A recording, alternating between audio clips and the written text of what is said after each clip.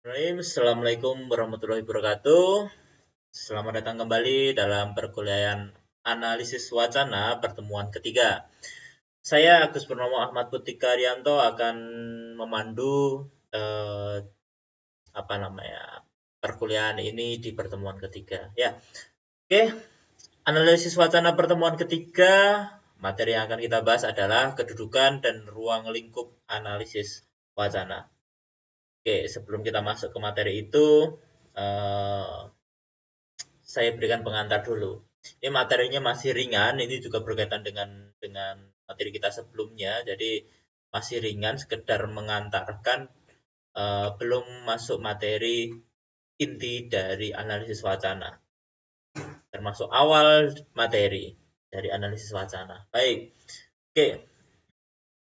Analisis wacana ini hadir dari tidak bisa berdiri sendiri tanpa ada sumbangan dari bidang ilmu yang lain.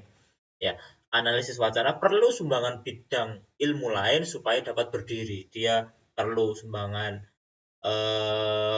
sosiolinguistik, perlu sumbangan pragmatik, perlu juga sumbangan morfologi, sintaksis, dan lain-lain supaya menjadi sebuah ilmu yang utuh sebagai ilmu analisis wacana. Selanjutnya, analisis wacana juga memberikan sumbangan ke bidang ilmu lain. Selain dia mendapat, tentu dia juga memberikan, ya, memberikan sumbangan ke bidang ilmu yang lain.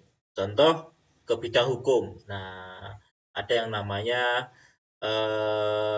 linguistik forensik, linguistik untuk keadilan. Nah, itu ilmu analisis wacana sangat-sangat berperan di situ. Jadi ahli-ahli linguistik itu ketika dipanggil ke pengadilan untuk menjadi saksi, nah ilmu analisis wacana berperan di situ dengan nama linguistik forensik. Kemudian komunikasi massa di berita-berita, nah itu bagaimana itu bisa menyampaikan komunikasi dari sumber kepada masyarakat, sebuah sumber narasumber kepada masyarakat, bagaimana komunikasinya dapat kita lihat dengan ilmu analisis wacana, kemudian sejarah dan lain-lain.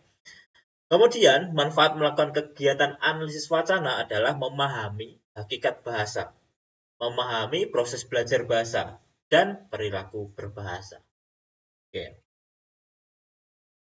Analisis wacana, kalau kita kemarin menyinggung deskripsi paling mudah itu adalah organisasi wacana di atas tingkat kalimat dan klausa. Ini paling paling mudah untuk memahami wacana. Nah, sebenarnya ini adalah pandangan dari kaum formalis atau strukturalis. Nah, selain itu kamu juga harus memahami dari sudut pandang kaum fungsional. Analisis wacana juga berusaha untuk mencapai makna yang sangat dekat dengan makna yang dimaksudkan oleh pembicara dalam wacana lisan atau oleh penulis dalam wacana tulis. Nah, kalau ini secara kasat mata, nah ini kaum fungsional ini melihatnya lebih kepada fungsinya untuk mencapai makna yang sangat dekat dengan makna yang dimaksudkan oleh pembicara atau penulis. Nah, supaya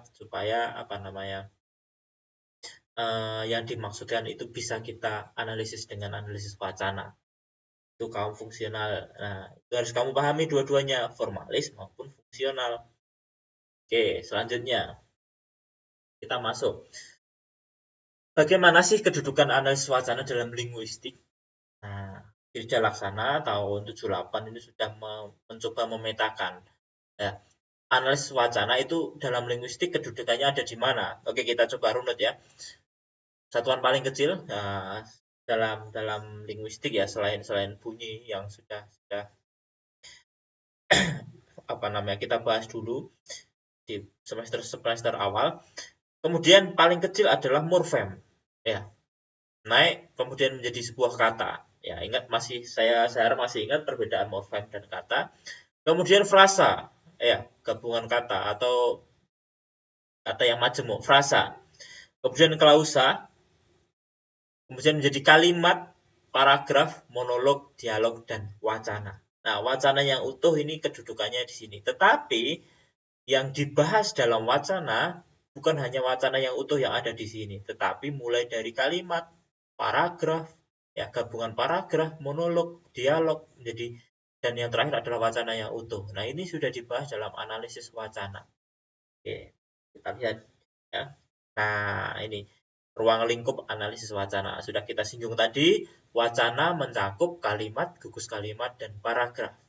Nah, kalimat, gugus kalimat, dan paragraf. Kemudian paragraf bergabung, beberapa paragraf bergabung menjadi sebuah penggalan wacana. Kemudian penggalan wacana itu bergabung menjadi sebuah wacana yang utuh. Nah, itulah yang dibahas dalam analisis wacana.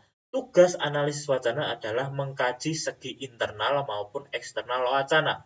Ada dua yang dibahas, internal dan eksternal. Ya, internal itu wacana dikaji dari segi jenis, struktur, dan bagian-bagiannya. Nah, sebuah wacana misalnya kamu akan membahas secara internal yang kamu bahas bisa jenisnya. Oh, ini jenis wacana apa? Kemudian strukturnya, bagaimana strukturnya, kemudian bagian-bagiannya. Nah, secara eksternal wacana dikaji dari keterkaitan dengan pembicara, hal yang dibicarakan, penulis, hal yang ditulis, dan penulis dengan pembaca. Nah, selain internal, juga bisa dikaitkan dengan eksternal. Nah, misal ada suatu kejadian, sebuah kejadian yang sama, ya, sebuah kejadian yang sama. Mengapa ada apa namanya di media massa itu bisa diberitakan secara berbeda? Nah, itu itu bisa dibahas dalam ilmu analisis wacana dalam tahapan yang lebih lanjut, analisis wacana kritis. Oke, misalnya ada plang yang bertuliskan apa namanya CCTV. Nah, di sebuah kasir kemudian ada tulisan yang besar begitu CCTV. Nah, itu sebenarnya bukan makna apa namanya, bukan hanya memberitahukan, tetapi juga sebagai penekanan bahwa oh ternyata apa namanya orang-orang yang dalam tanda kutip akan berbuat misalnya tidak terpuji, mencuri misalnya, itu diingatkan untuk tidak mencuri, untuk tidak berbuat-buat hal yang jelek karena ada CCTV di situ. Nah, tugas wacana seperti itu, membahas seperti itu. Bahkan ketika di analisis wacana yang lebih lanjut, analisis wacana kritis akan dikaji lebih jauh lagi.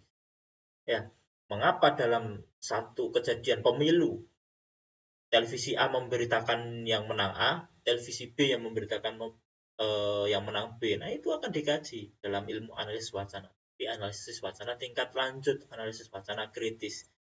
Oke, ruang lingkup analisis wacana. Nah, internal. Tadi sudah kita bahas sekilas internal dan eksternal. Internal itu ada teks dan konteks. Apa itu? Itu akan kita bahas dalam pertemuan tersendiri. Ya, sekedar mengenalkan saja. Kemudian kalau eksternal ada implikator, peranggapan, referensi, inferensi. Nah, ini kita akan bahas dalam bab tersendiri. Saya hanya mengenalkan saja di pertemuan awal ini. Oke, saya kira cukup pertemuan materi kita hari ini. Tidak usah berpanjang-panjang supaya kuotamu tidak habis. Semoga video ini bermanfaat. Saya akhiri. Assalamualaikum warahmatullahi wabarakatuh.